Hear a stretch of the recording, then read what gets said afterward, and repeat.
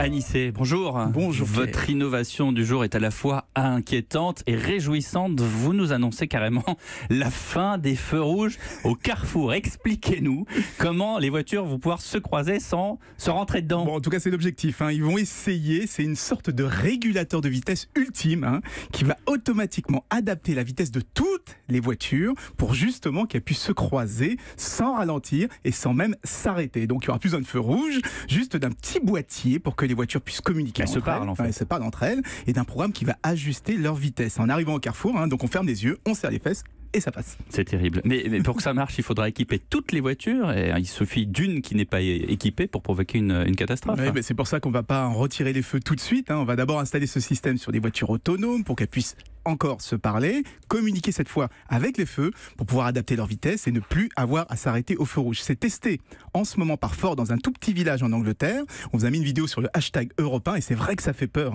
Parfois les voitures se croisent, mais alors de justesse, et on dirait qu'elles vont finir par se rentrer dedans. Ça peut arriver dans la voiture de monsieur et madame tout le monde. Il y a un système qui est quasiment similaire qui existe déjà chez Audi, Jaguar, Land Rover. Ah oui, c'est des marques de luxe. Ah oui, forcément, ça coûte assez cher. C'est le système, il va communiquer avec les feux. Alors ça marche pas dans toutes les villes, mais il va vous donner sur le tableau de bord la bonne vitesse à adopter pour être sûr justement de pouvoir prendre le prochain feu au vert. Parce que c'est vrai, ça agace tout le monde. J'ai lu une étude qui estime qu'on passe en moyenne 2 jours par an, 48 heures par an, à attendre au feu rouge. En plus, à s'arrêter, redémarrer, ça fait consommer plus, ce qui n'est pas une bonne chose en ce moment, puisque les prix des carburants s'envolent. Donc vous l'avez dit, pour que tant que toutes les voitures ne seront pas équipées de ce système, on aura quand même besoin des feux rouges et c'est pas plus mal. Quand même, ça évitera de faire une prière à chaque fois qu'on arrive devant un carrefour.